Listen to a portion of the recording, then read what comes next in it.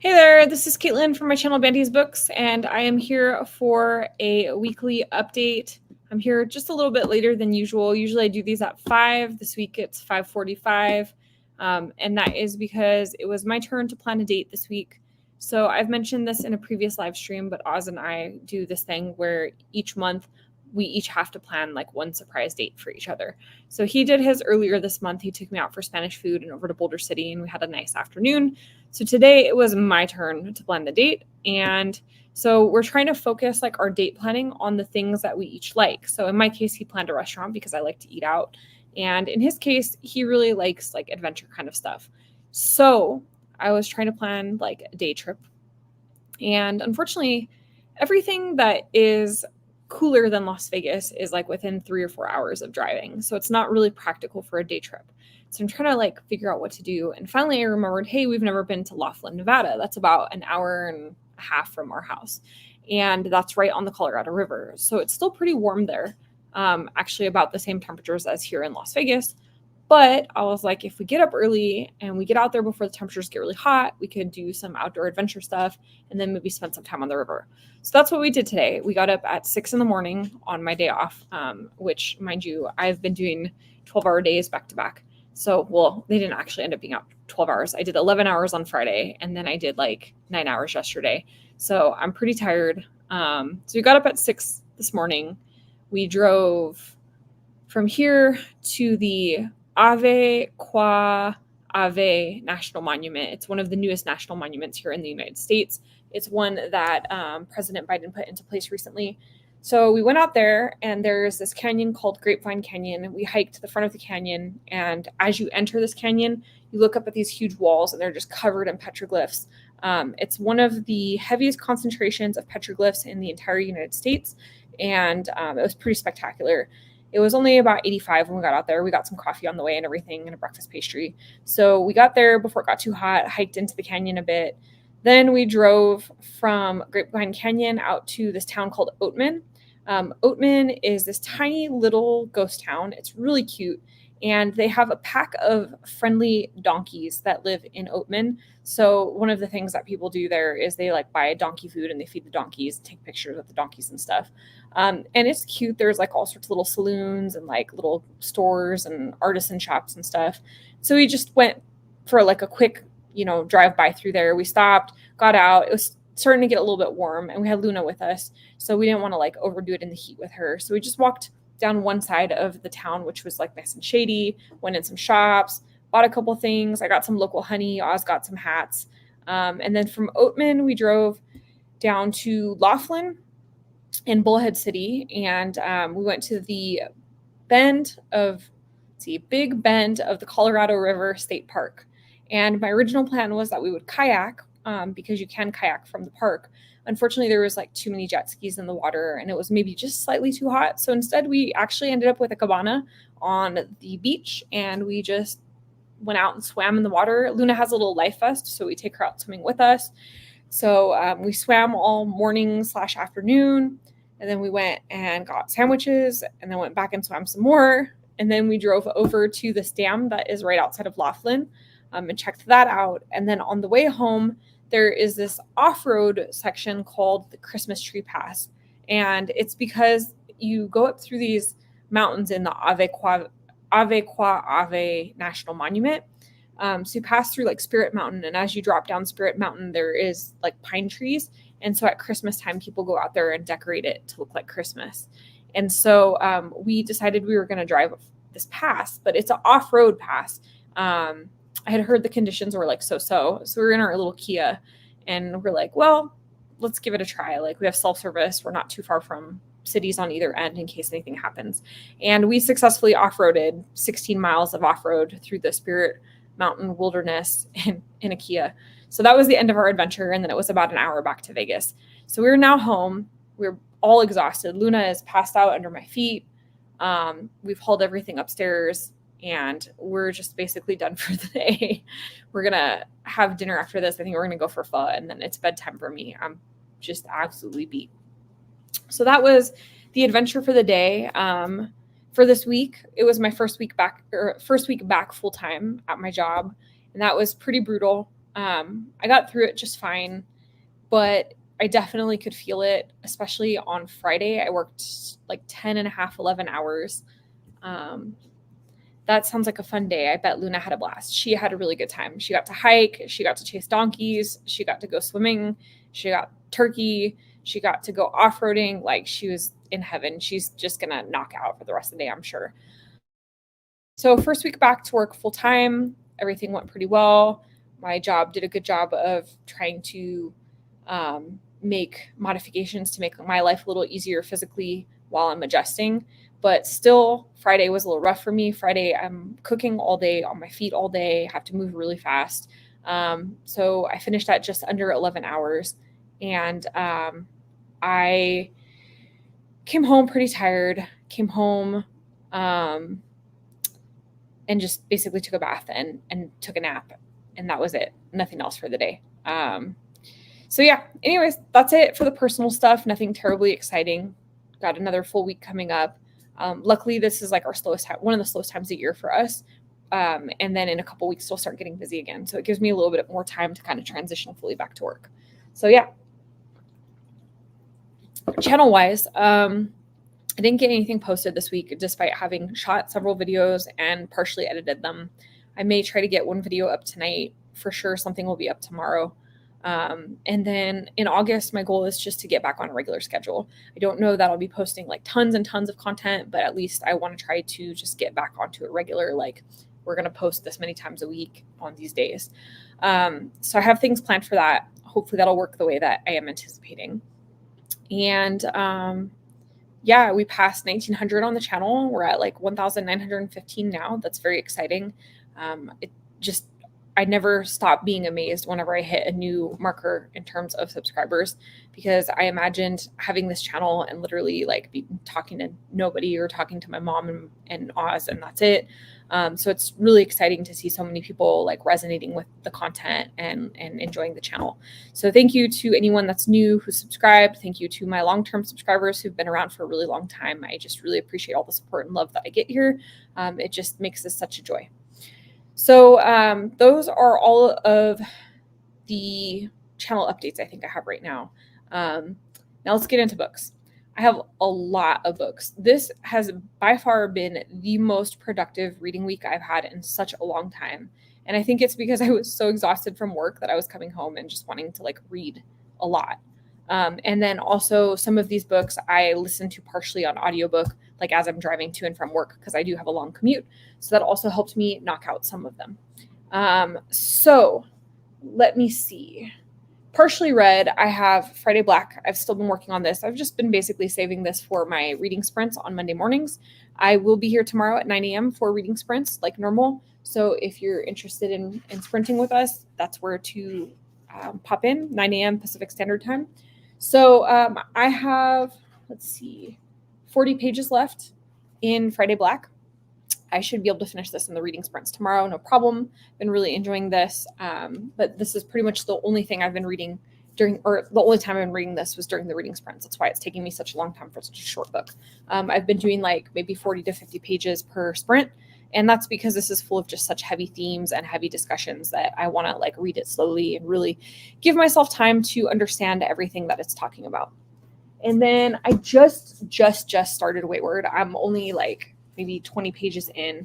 I picked this up last night and read a few pages before bed. So I'm not even far enough in yet to know if I like it or not. So far, the writing style is nice, and I'm basically getting to know who the characters are. And that's it so far. So books that I have actually finished this week, we have a big stack. So I'm going to talk first about from NetGalley.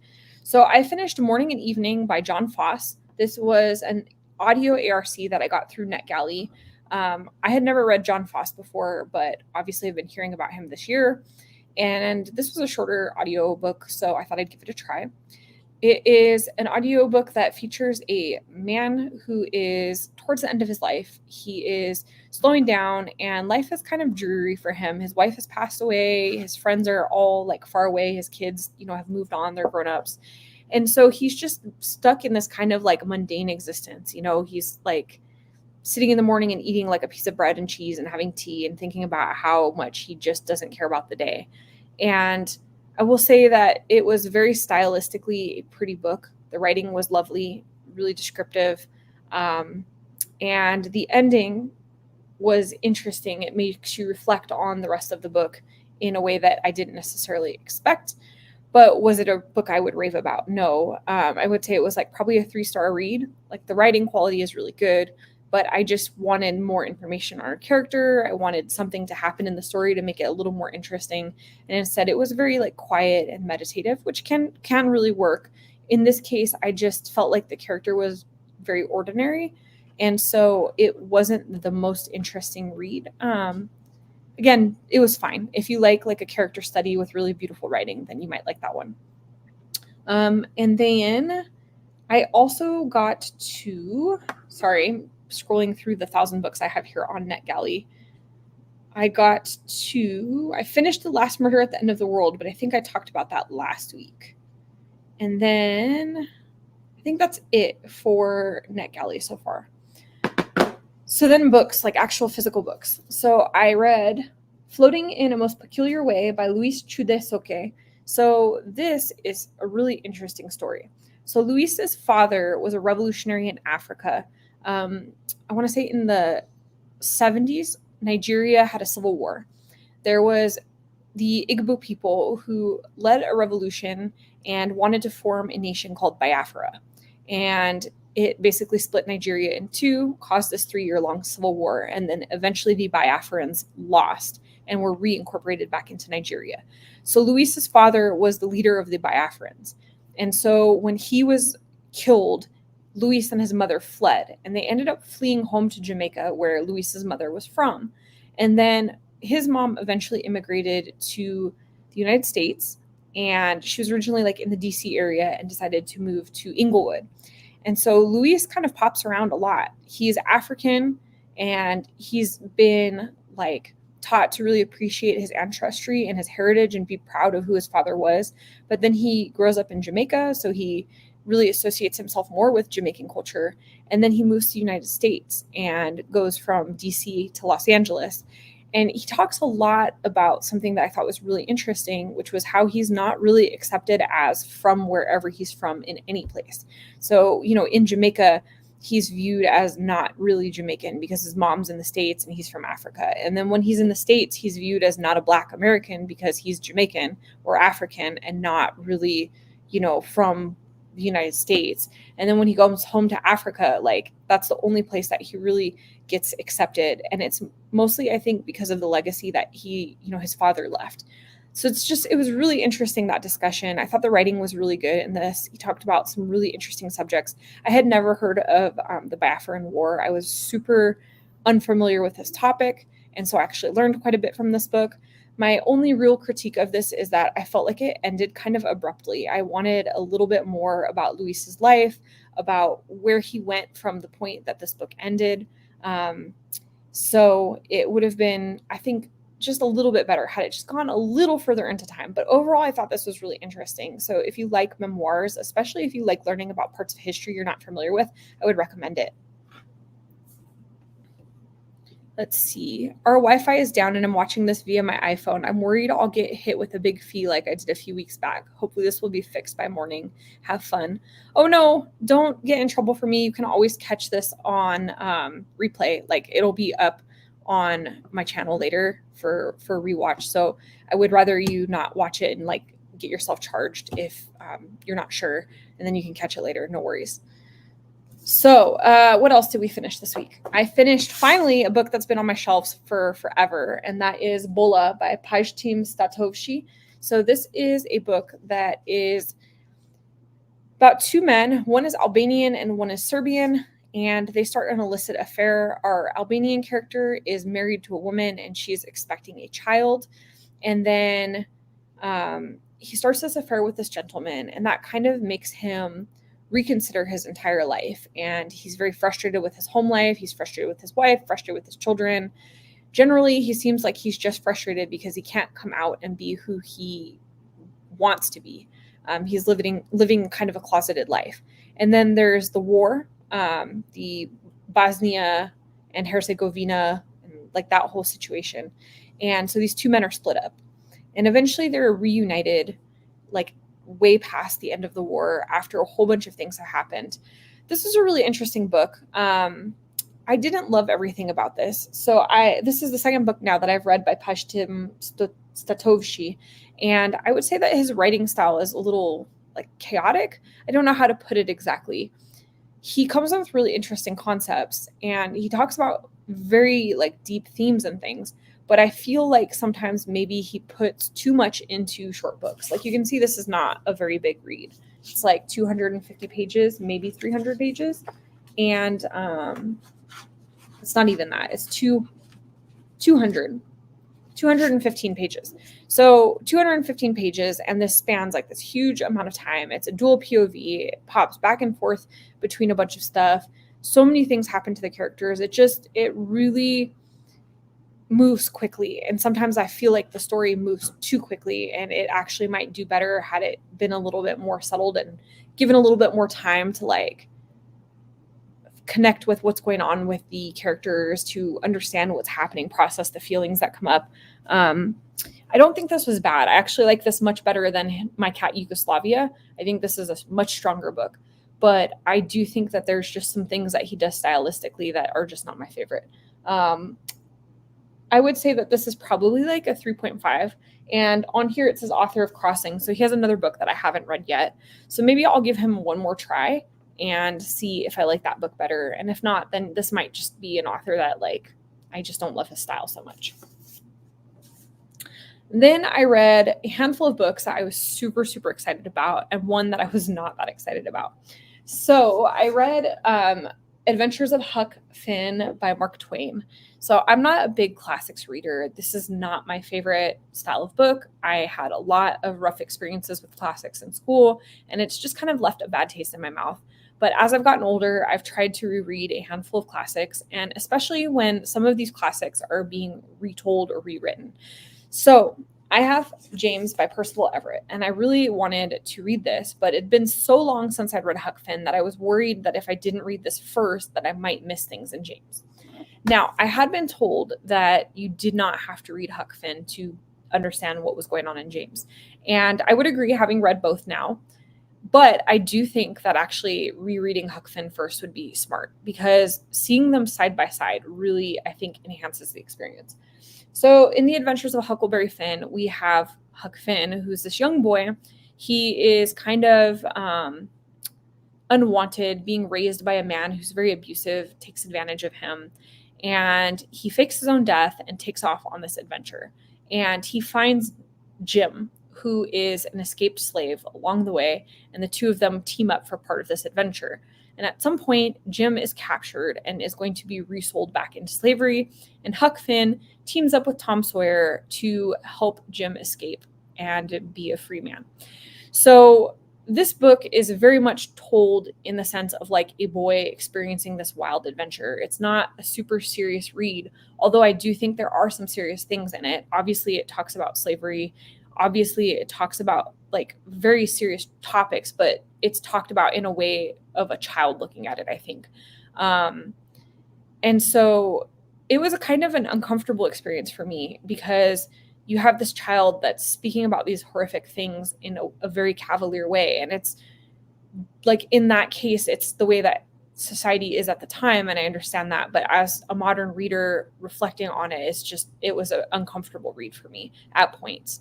I appreciated that Huck Finn seems to be progressive for his time. Like, he recognizes that Jim is a good guy, and he recognizes, that there's a lot of inequity in the world, and he doesn't agree with a lot of the things that society is doing. So that part was cool.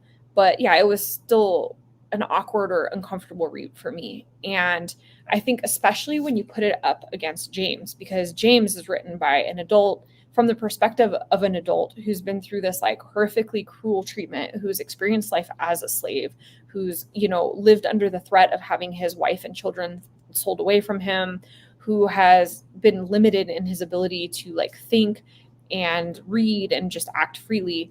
In this book, we have James. He doesn't go by Jim. He goes by James. And he's this very smart, educated person who has taught himself to read, who has taught himself, all of the classics, all of the great philosophers, all of that kind of stuff. He sneaks books when he can. And he's taught all of his children and his wife and everybody around him to code switch. Like, they're all educated. He's taught them all, to read and things as well. And then taught them how to code switch so that they don't make their masters uncomfortable, on the plantations that they're living on. They recognize that if they come across as too educated, that's a threat to their safety.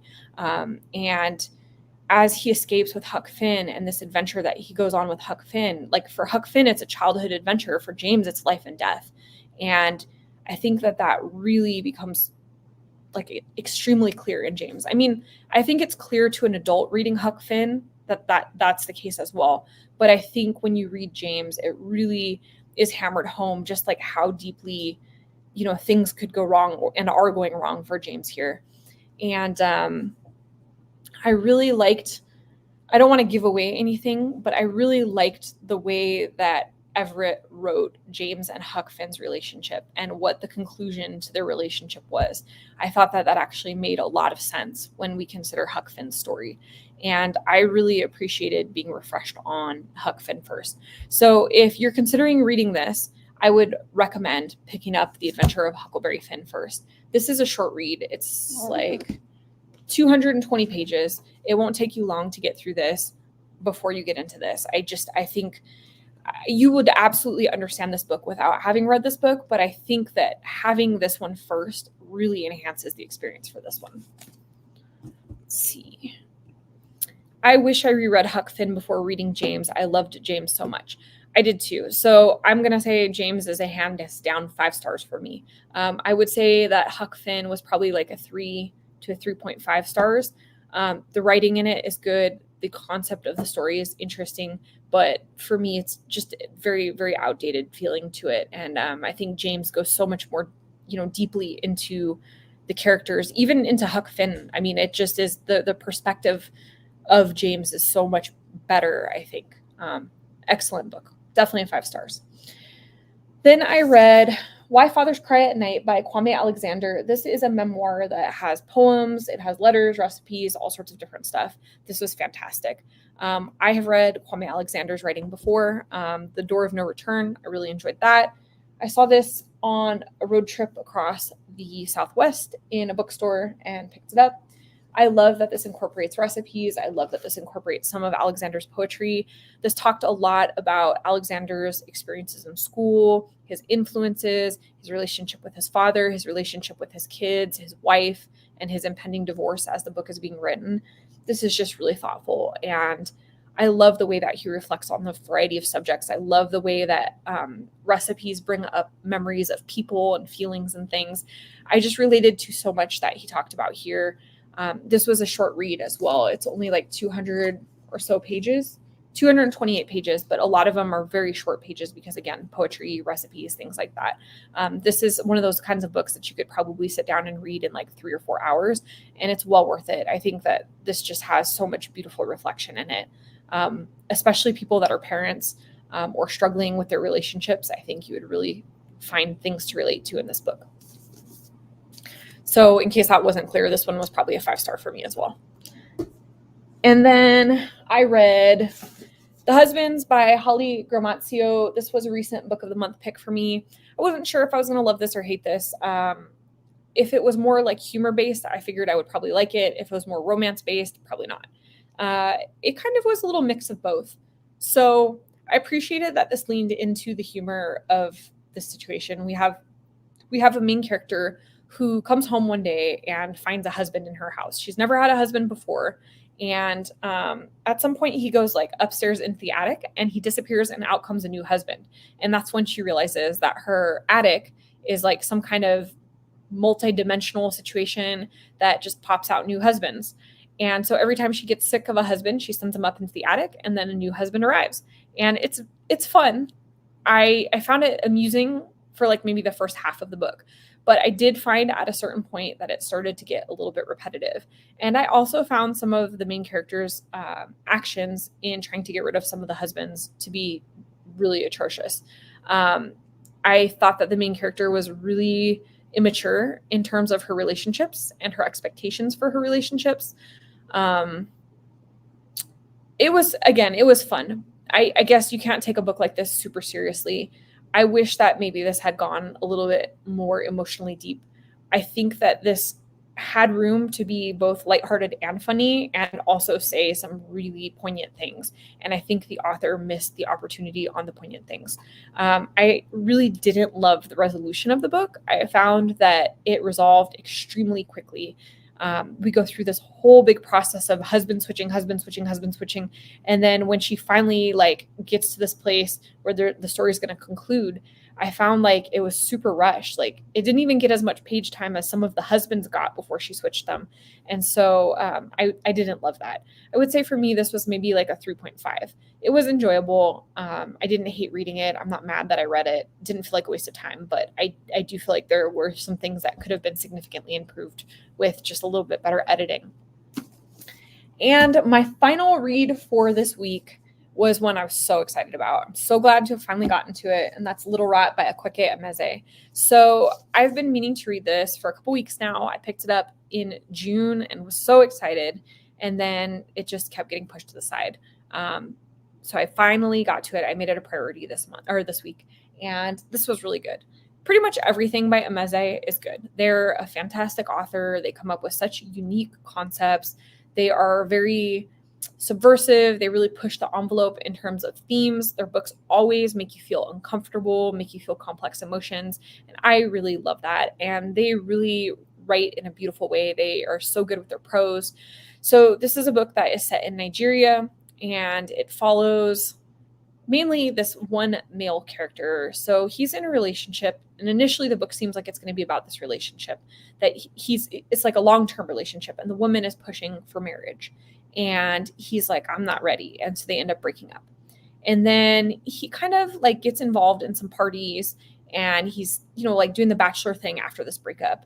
And he stumbles across this party, and he stumbles across a situation in this party that puts him into a very dangerous like situation. He breaks up something happening that embarrasses like a big politician, and then he becomes the target of this politician's ire, and now he is running for his life.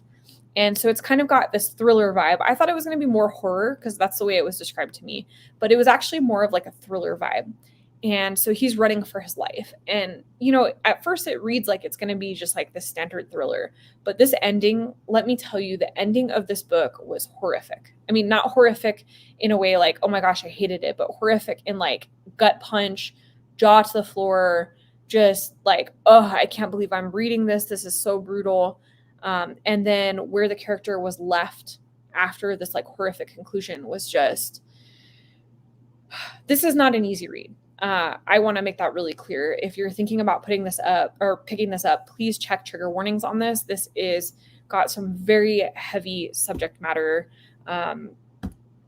Emeze, I think, pretty much always covers heavy subject matter, but this may be one of the heaviest ones. And so I would definitely suggest checking out the trigger warnings first. But if you read the trigger warnings and you still are interested in reading it, I think that this is a well done book.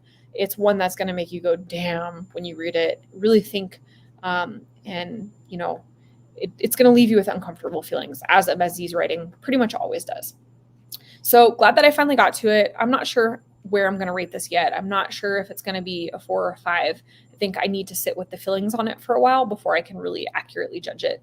I will say that it's not the best Emeze book that I've ever read. I still think that that's The Death of Vivek Oji, but it's also not the worst. And so I've got to figure out, what that means in terms of wrap-ups. So those are all of the books that I read this week rather. That's quite a stack. I'm very happy with that because I've been averaging like 2 to 3 books a week, maybe 4.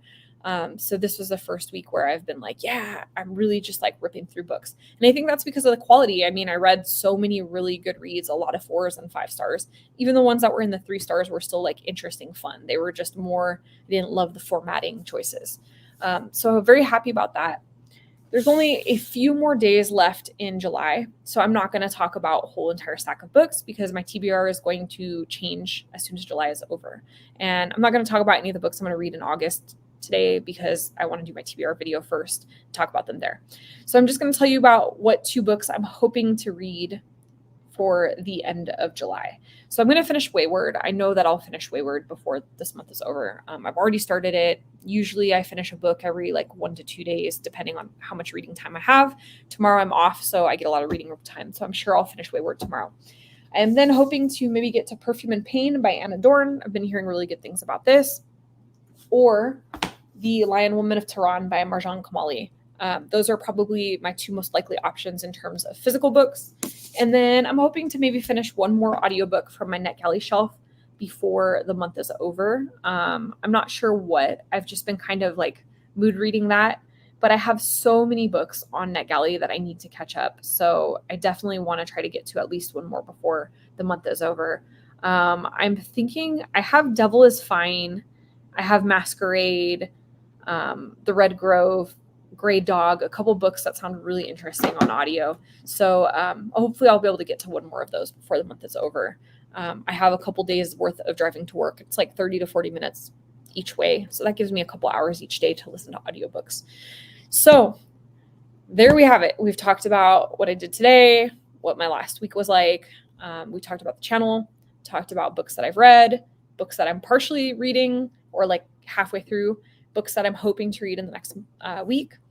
So as far as videos for the upcoming week, so before July ends, I am determined to get my June wrap up because I don't want to be doing my June wrap up in August. It's already filmed. I've actually already edited 90% of it. I just have to finish like a couple little things. So hopefully that'll be up by no later than tomorrow.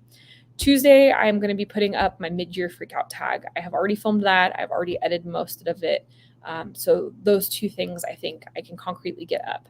I will see if I can get one more video up before the end of July. I have TBR for August coming up, and those are the only things that I can guarantee at the moment. But I'm hoping, like I said, as August comes, to make my posting schedule much more regular. July was a really big transitional month, coming back to work after being out for a couple months for surgery, dealing with some fatigue as I start to get active again, just kind of reorganizing life and everything. So now the transition period is over and it is time for me to kind of get back into the regular swing of things. So that's my plan for August, get back in the regular swing of things, get posting on a more regular schedule, get, a lot more content up. So I hope everybody had a really good weekend. I had an excellent day today. I hope that everybody has a really good week coming up. I hope the end of July is fantastic. And then I hope that August starts out with a bang, but like a good bang. I hope it starts in a spectacular way. And I wish everybody a really good week full of lots of good books, hopefully some rest and relaxation. So thank you all for stopping in, everyone saying hello. And if you're around tomorrow morning, 9 a.m. Pacific Standard Time, we will be doing reading sprints, usually around for about 2 hours. We pop in at about 9 and we usually go till about 11. So if you're around, pop in and say hello, read with us for a bit. And Katie, if you're still around, I hope that your Wi-Fi situation gets fixed soon. All right, guys, have a good night. Thanks for popping in. Bye.